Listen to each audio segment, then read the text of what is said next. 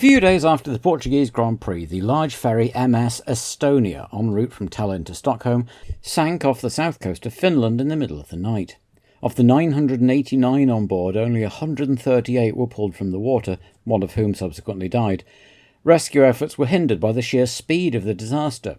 The Estonia sank in about an hour, coupled with the fact that the initial Mayday calls didn't follow the usual international format, which caused delay. Investigations later determined that the cause of the accident was the bow door locks coming unseated in the choppy seas, which led to the doors being torn off entirely. There were suggestions in 2020 by a documentary crew that a hole in the ship's hull revealed that it had in fact collided with a Swedish Navy submarine, but a new investigation with updated technology in 2023 concluded that there was no evidence of that, while a different strand of the investigation showed that the ship's seaworthiness paperwork had either been fudged or misfiled, and that the ship should not have been plying the route at all. Regardless, the sinking of the Estonia remains the third deadliest peacetime sinking of a ship after the Titanic in 1912 and the Empress of Ireland off Canada in 1914, and the deadliest ever in European waters. And US forces headed back to Kuwait 3 years after the apparently successful liberation of the small country. In the intervening time, Saddam Hussein's Iraqi government had chafed against the international restrictions placed on it, from the cut-down size of its armed forces to the no-fly zones enforced in the north and south, and to the demand that UN inspectors be admitted to verify that it was complying with the requirements to destroy any stocks of and facilities to make nuclear, chemical and biological weapons. In late September, 2 divisions of the Iraqi Republican Guard were spotted moving into position near the Kuwaiti border, and President Clinton approved Operation Vigilant Warrior, deploying an infantry brigade and a squadron of A-10 tank busters with the promise of more to come, while the UK sent some more tornadoes, a couple of warships, and a contingent of Royal Marines commandos. The Formula One circus was supposed to be heading to Argentina, but in June it was announced that the race was put back to March 1995 to allow renovations to the track to be completed. The circuit around a park in central Buenos Aires had stood largely abandoned since its last Grand Prix was held in 1981 and needed quite a lot of work to bring it up to spec. So instead, everyone headed, somewhat reluctantly, for the Autodromo de Jerez, which had never been particularly popular with the drivers. It was physically demanding, usually very hot, and not much fun to drive. It wasn't much fun to watch either, with limited overtaking opportunities, and Spain still wasn't particularly interested in F1. The track had been amended post-Imola, with the right-hand bend where Martin Donnelly had had his big smash in 1990, now replaced by a tight chicane, inevitably named the Senna chicane and adorned with a memorial featuring the iconic helmet, and the complex of turns leading into the back straight now smoothed out into a single long turn named after motorcycle champion Cito Pons. The latter change did at least look positive that it might provide some overtaking opportunities. But the facilities at least remained top-notch, and unlike Buenos Aires, the track had been in constant use and was still in good condition, though the narrowness of the pit lane meant an 80km speed limit for the race. 3 days before the race, Peter Sauber had been informed that Mercedes would not be supplying his team with engines anymore, though the expected announcement had still not been made of their new alliance with McLaren, all of which left the Swiss team in a bit of a bind. There were suggestions of marrying off the spares to make Sauber Peugeot, but the French firm were thought to prefer Jordan, which had fewer financial problems, and Eddie had already been in Sochaux to talk contracts. There was one piece of good news for Peter Sauber, though, which was that after his paddock visit in Italy, Karl Wendlinger believed he was ready to compete in the last 2 races of the season. Understandably cautious, Peter Sauber arranged a test at Le Castellet a week after the race. If Karl could go a full race distance, and as long as the doctors agreed, he'd be okayed to race in Japan. There were 6 driver changes in the paddock from Portugal, something of a record even in the closing stages of a season these days. Michael Schumacher was back from suspension, of course, and Nigel Mansell made his expected return to the Williams garage, though David Coulthard's performances in the last couple of races did seem to have swung public opinion behind the young Scot as a favourite to be Hill's 1995 teammate. There were new pay drivers enrolled at the struggling Larousse and Simtech teams in the shape of Hideki Noda and Domenico Mimmo Schiattarella, respectively, neither of which was particularly known in the paddock. Car 19, Hideki Noda. Osaka native Hideki Noda started his career the way most single-seater drivers did, in karting, and he proved something of a prodigy, winning back-to-back titles in escalating categories every year from 1982 to 1986. before moving into Formula Junior 1600, where he won 4 times and was top rookie, and then straight on into F3. And at the age of 19, in his very first race, he came a sensational 5th at Suzuka, and repeated the result at the second Suzuka round. With ambitions of F1, Noda decided to move to Europe, and in 1989 he signed up for both the British Vauxhall Lotus Championship, 5th overall, and the GM Opel Lotus Euro Series, 9th overall. That got him into F3 in Britain with the prestigious Allen Docking Racing Team for 1990, and in a season dominated by the 2 Finnish Mikas, Häkkinen and Salo, he could only manage 13th overall, but Docking stuck with him, and he took 7th overall the next year, including a win at Silverstone that was the first time any Japanese driver had won an F3 race outside Japan. Still bent on F1, Noda then entered F3000 in 1992 for Mike Earle's 3001 international team, but he really struggled, failing to qualify once and never doing so higher than 21st, while having silly accidents at Enna and Barcelona. But he improved as the season went on and took his season's best result of 8th at Magny-Cours. Joining the Japanese Toms team as they entered F3000 in 1990 saw his consistency and qualifying improve, but he still didn't manage to trouble the scorers. For 1994, though, he was hired by the Forte Corsi team to partner Brazilian Pedro Diniz and was a revelation, scoring his first F3000 points from 4th on the grid at the opener at Silverstone and taking his first podium at Enna later in the year. All that got him attention back home as the next big thing out of Japan, and with it came a lucrative sponsorship from the men's Tenoras fashion brand, which made Noda the subject of a bit of a bidding war between the Simtek and Larousse teams, both desperate for cash, which was won by the French team. Hideki at least was realistic about everyone's expectations. To qualify this year, I want to learn as much as I can, and I want to have as many mileage as I can. So to qualify, most important thing, and finish the race. The position is not so important at the moment for me. And next year, of course, it's very important. You signed for all the remaining races, and for last year, or just to the Australia? These 3 races till Australia in '94. Next year, I don't know yet. You don't know yet? No. Car number 32, Mimmo Schiattarella. Domenico Mimmo Schiattarella grew up in the town of Modena, in the heart of Italian motorsport, and so naturally gravitated to racing, first in karts, then moving into Italian F4 in 1985. He impressed, 3rd in the championship in his debut year and winner the next year, moving up to Italian F2000, rookie champion, and then F3 in 1988. That proved a bit more competitive, and he struggled at first, scoring just 2 points, but still earning the Rookie of the Year accolade. A switch of teams to Piema boosted him to 8th the following year, and another switch to the Forte Corsi team for 1990. Individual results were better, but reliability cost him. Then in 1991, he had his best season in his 4th team, Ravaretto, coming 2nd overall to Giambattista Buzzi, and he might have taken the title if he hadn't been black flagged at the last round for ramming Buzzi off the road. But while his family's cutlery business was successful enough, they were not what you'd call super rich, and Mimmo was beginning to run out of funds. Nonetheless, he was being noticed, beating Mika Häkkinen and qualifying at Imola when the Finn made one of his periodic forays into European F3 races, and he did well at Macau, coming 5th, ahead of his temporary teammate Jacques Villeneuve. He was offered a spot in F3000 with Mansell Madgwick for 1992, but couldn't fund the drive, and so he had to continue racing wherever he could, mostly in Italy, but also being sent off to South America by the Forte Corsa team to race in their domestic F2 and F3 series, only for an injury early on to see him sit out most of the season. With his career looking like it was stalling, he spent 1993 trying everything he could find: Italian F3, Italian Prototype, Supercar GT, and heading to the US for the Toyota Atlantic Championship, where he found his salvation. Although his best finish was only 6th, he was still Rookie of the Year, and developed some contacts, which meant that partway through 1994 he got a call to enter a couple of full kart races, driving a year-old Lola for Project Indy at Toronto and Mid-Ohio. With no testing at all, he did pretty well to qualify in Toronto but failed to finish, and was a very creditable 16th home at Lexington, and that in turn enabled him to wangle another short-term deal to take the second Simtek away from Jean-Marc Gounon.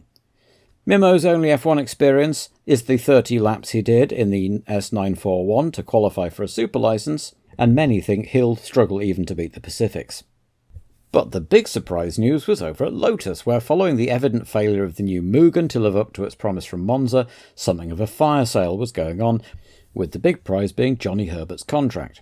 There was rumoured interest from Ron Dennis, but on Wednesday, Johnny Herbert had a phone call telling him that he was a Ligier driver now, and the day after that, not quite literally on the plane to Jerez, but cutting it quite fine, Eric Bernard had a phone call telling him to move Warren Garage down because he was now a Lotus driver. It was all very last minute, and of course there was a great deal of speculation. Cesare Fiorio and Flavio Briatore both spoke to Eurosport to say that Herbert had been signed up with an eye to the future at Ligier, with Briatore calling him one of the few good drivers in F1 at the moment, though both denied that Johnny was the advance guard of a deal to bring Mugen Honda engines to Ligier to replace the Renaults they were about to lose to Benetton. Both drivers were cagey about the details, but both indicated that they would be in their new teams for the remainder of the season.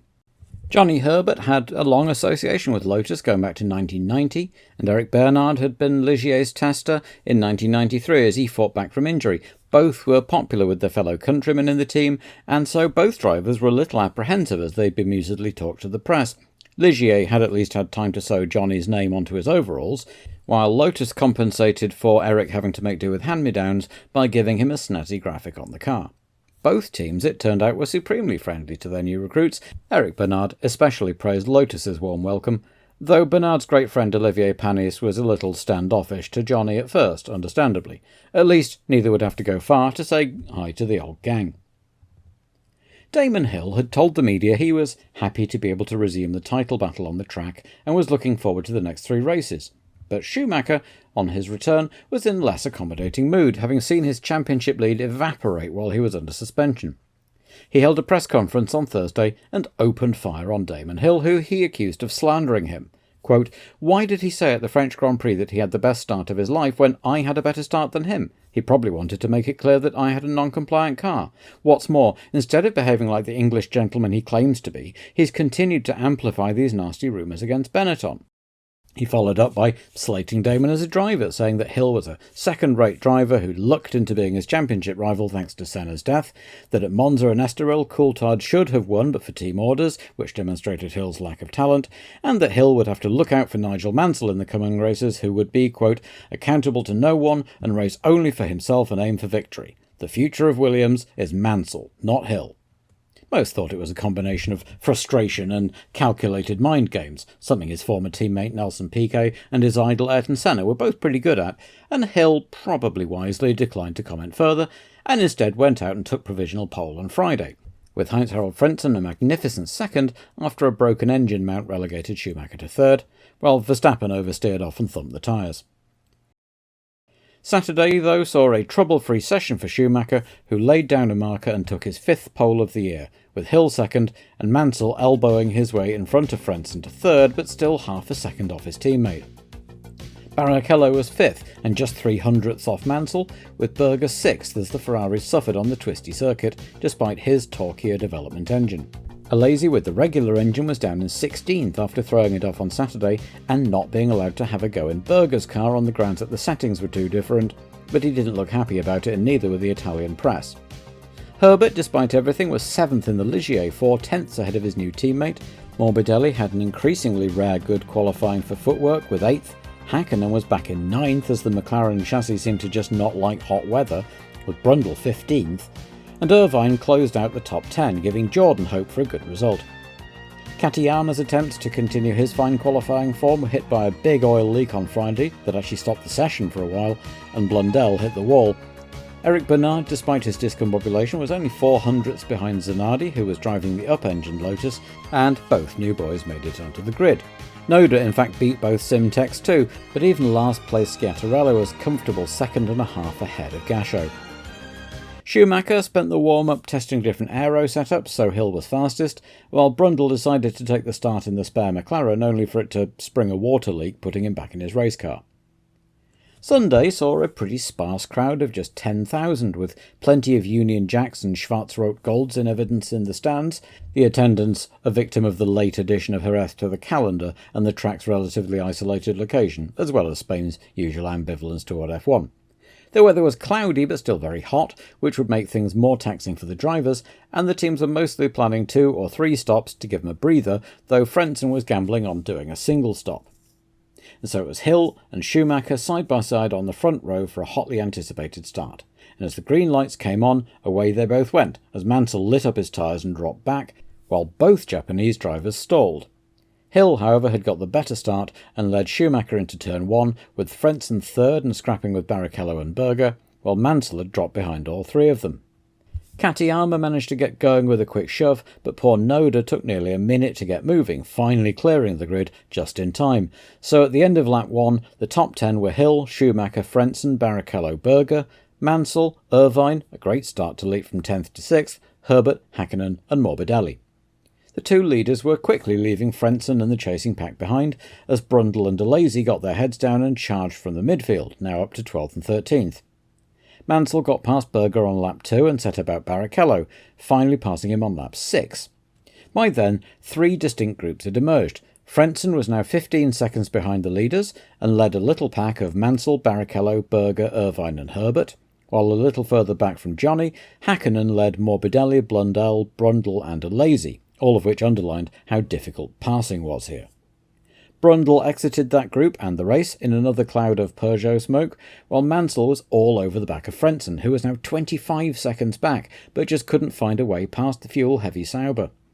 What broke the deadlock in the end was Hideki Noda's gearbox, which failed as he tried to make up time just as Frentzen and co were passing, and Mansell had to take avoiding action, which gave Barrichello the opportunity to nip past.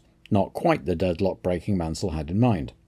As Noda pulled off, Hakkinen and his little group had now joined the back of the Frentzen train, which by lap 14 was 37 seconds behind Hill, as Fittipaldi was first in to refuel, followed a lap later by Michael Schumacher making his first stop of 3. A 6.8 second stop and a huge gap behind him meant he stayed a comfortable second. A frustrated Mansell, meanwhile, had to go at Barrichello off camera and succeeded only in knocking his front wing askew, so he came in to get that replaced, losing 50 seconds and rejoining all the way back in 22nd. Verstappen, battling with De Cesaris for 13th, braked far too late for the final hairpin and ended his race in the gravel trap once again, just as the other Benetton set what would turn out to be the fastest lap of the day as he charged to close the gap to Hill, which was now just 18 seconds. Hill was in next time around, lap 18, an 8.7 second stop, just long enough for him to see Schumacher shoot past the end of the pit lane as he emerged. With Berger and Herbert also pitting from the Frentzen train, Hill set off to try and make up the difference, but Schumacher was still flying, eking out a few tenths every lap. Behind them, Frentzen now led just Irvine, the only one of the train yet to stop, as the leaders started to make their way through the traffic. Schumacher lapped Fittipaldi, who'd had to stop for a new nose early on as well as making his first fuel stop, but the German was held up by De Cesaris as Hakkinen stopped, followed by Irvine, who regained the track just behind Mika's McLaren. De Cesaris, an equal opportunities obstacle, also held Hill up, while Hakkinen and Irvine charged to make up the gap back to Frentzen, who was by now lapping quite quickly, having used most of his fuel as his sole stop beckoned. But first, HH's old buddy Michael was in for his second of 3 stops, a quick 6.6 second getting him out behind Hill as Frentzen finally came in. An expectedly long 11 seconds put him out on the track 7th, 4 seconds behind Barrichello, who would have to stop again, as would Berger, Irvine and Hakkinen ahead of him. Despite having just stopped for fuel, Schumacher was still lapping nearly a second a lap quicker than Hill, and had the gap down within 4 seconds quite quickly. Hill came in on lap 35 for his second stop. A faulty fuel gauge meant the team thought they hadn't given him enough at his first stop, so they'd brought him in early for a second and added far too much fuel to be sure. A long 9 seconds put him back out 17 seconds behind Schumacher, with Hakkinen still comfortably behind in third, 2.4 seconds ahead of Irvine. Held up by De Cesaris again for a full lap in a fuel-heavy car, Hill lost more time, only for Andrea to retire from his 208th and quite possibly last race with Sauber at least, with a broken throttle cable the following lap, followed by Comas, whose alternator went. In the other Sauber, Frentzen was still plugging away in 7th, having accumulated another train behind himself, Herbert, Panis, Alesi and Katayama this time, as he waited for the cars ahead to pit. Alesi was striking sparks from a broken right barge board, which probably wasn't helping his handling any, and it soon fell off, which brought its own aerodynamic problems. Hakkinen made his second stop on lap 41, as did Herbert, who'd been getting frustrated behind Frentzen, as Schumacher lapped the group. Panis and Alesi came in next time around, as David Brabham's Ford gave up the ghost. David had actually been given a suspended one-race ban after his coming together with Alesi at Estoril, and was suffering a bad back after an over-exuberant football game, so he may have felt he was better off out of it. A couple of laps later, Mansell, who'd battled his way up to 14th but was finding his handling difficult, came in for some adjustments to his front wing, getting going again at a distinctly leisurely pace, presumably having rather written off the rest of the race. And indeed, not long afterwards, he got out of shape coming out of the hairpin and spun out into the gravel, as Schumacher came round. Barrichello made his stop on lap 47, getting out ahead of Berger, and with 20 laps to go, Hill seemed to have settled in for second place, as Schumacher had the lead out to 33 seconds, ample time to make his third stop and still keep the lead. Stuck behind Hakkinen, who seemed reluctant to get him past, rather than try anything silly, Michael peeled in for his final pit stop. No danger of losing the lead, and Schumacher got out just over 16 seconds ahead of Hill, while the object of his ire, Mika Hakkinen, was having to look over his shoulders, metaphorically speaking for now, at a charging Irvine 2.2 seconds behind. It didn't take the Jordan long to catch right up, and with just 13 laps to go, it was going to be interesting to watch the two young chargers really going at it with a podium place at stake, not to mention the 14 points separating the two teams in the standings. The other Jordan was running well in 4th too, until a puncture in the left rear meant that Rubens had to tour slowly around for a replacement, dropping him back down to 13th and promoting Frentzen back into the points. But as Schumacher continued his imperious way to victory, Mika Hakkinen put his foot down and left Irvine behind, and the last few laps were rather dull, with Barrichello taking 12th from a knackered Mark Blundell, the only real point of interest. So, after 69 laps, Michael Schumacher took a dominant win, his 10th, with Hill trailing in 25 seconds behind, and Hakkinen taking his 4th podium visit and his third place in a row. Irvine had to settle for 4th, Berger dragged his reluctant Ferrari home 5th, and Frentzen took the final point as some consolation after a well-driven race with, as it turned out, the wrong strategy. Katayama had driven a fantastic race to finish 7th after stalling on the grid, followed home by the Ligiers and a disconsolate Alesi, with 19 cars finishing, last of all debutant Mimmo Schiattarella, 5 laps down but a full race distance completed. Nigel Mansell hadn't exactly impressed on his return, and when journalist Alan Henry announced a forthcoming biography of Damon Hill entitled, inevitably, From Zero to Hero, a fellow journo somewhat snarkily suggested that he could do a new biography of Mansell with the title reversed. Certainly Rothmans were thought to be rather more interested in the idea of sponsoring an upcoming new young talent than an over 40 on the comeback trail. Herbert had done well in the Ligier, Bernard, well, less well, but probably as well as could be expected in the Lotus, and of the two new boys, well, it was difficult to judge Noda after his race was cut short by technical problems, but while neither he nor Schiattarella had been particularly quick, they hadn't disgraced themselves either. So, Schumacher and Benetton answered their critics in the best way possible by wiping the floor with Hill and Williams, reopening the gap at the top of the drivers' table to 5 points, and retaking the lead in the Constructors' Championship. And so the season entered its final 2 races the closest it had been in years. And apart from the last 2 years, when Williams' dominance had meant Mansell and Prost had already arrived in Japan as champions, the Japanese Grand Prix had decided the title every single year since it had been reintroduced into the calendar in 1987. Meanwhile, at the back end of the grid, the question was which of the struggling teams would make it there and who would be driving their cars.